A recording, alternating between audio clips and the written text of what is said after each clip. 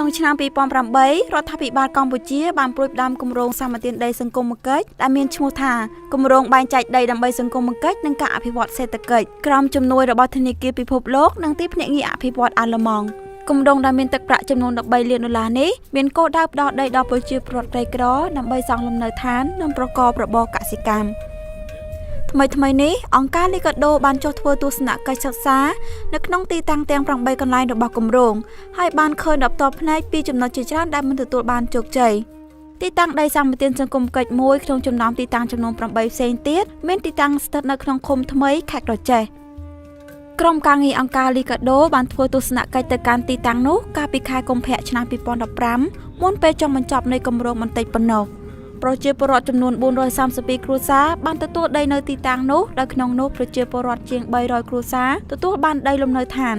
ប៉ុន្តែមានប្រជាពលរដ្ឋត្រឹមតែ33គ្រួសារប៉ុណ្ណោះដែលបានរស់នៅទីនោះដោយសារតែស្ថានភាពពិបាករស់នៅ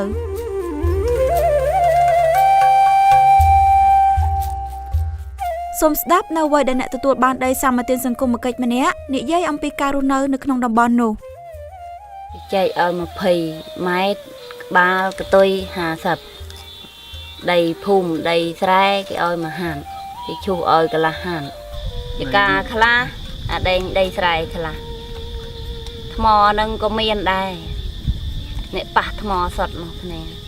នឹងធ្វើអ្វីបើថាធ្វើចង្ការដីខ្ញុំនឹងអត់កើតទេបានធ្វើស្រែមករដូវយើងបានតែម្ដងហើយចុះយើងអត់មានអីធ្វើវាគោក៏ងប់ប្តីក៏ឈឺទៀតអត់បានធ្វើឡើយអត់មានត្រូវស៊ីអង្គស៊ីធំលើអង្គស៊ីណា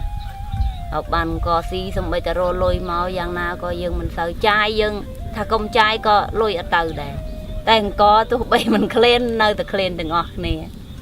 យើងធ្វើទៅពាំងជូរវិភាសាអញ្ចឹងទៅប្រឡាក់អំបិលទុកដល់ពេលយើងអត់ទៅយើងកើបអានឹងមកលេងទឹកទៅឡស៊ីទៅបើថាឡវាអត់ប្រហុកទៀតមានប្រឡាក់អំបិលម្ទេសហូបរស់ស៊ីឈ្នួលគេលក់ស្បៅច្រូតស្បៅលក់ខ្លះទៅមានបងប្អូនត្រូវការទិញបកគោលបងទៅកាត់គោលបងលក់ខ្លះទៅបើគ្មានទេយើងរបៀបថាសល់វាស៊ីឈ្នួលគេតិចតួចទៅយើងហូបអានឹងសិនទៅចាំគេរទៅចាំស៊ីឈ្នួលគេទៀតទៅស៊ីឈ្នួលអូពង័នហ្នឹងហើយនឹងខាង100ខាងនោះខាងស្នួលខាងនោះក្មួយហៅទៅទីឈ្នួលបានកន្លះខែមកវិញបានមករួចថ្លៃដូចយើងថាបិជែងអំបិលប្រហុកមានទេចាស់ដែរហើយមានសាលារៀនដល់អញ្ចឹងទុកកូននោះបានសាលារៀនផងទោះបីជាយើងអត់ពេលដែលយើងអត់យើងគិតថាអត់ទៅចោះពេលដែលយើងបានធូរយើងឲ្យកូនទៅរៀនខ្លះទៅកុំឲ្យវាអត់ចេះ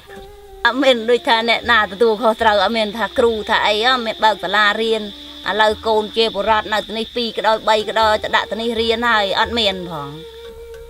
អត់នៅប៉ុណ្្នឹងគេអាត្រាំទៅពិបាកជាងគេថាកុំឲ្យតកូនឈឺបានហើយបាយអត់សុខចិត្តខ្ចីបងប្អូនពេលកូនឈឺម្ដងមួយយេមពិបាកដេកក៏មិនលក់អាលុយប៉ែតក៏ជាពាក់ប៉ែតឆ្ងាយក៏បាក់6 7គីឡូនោះណាមិនទៅដល់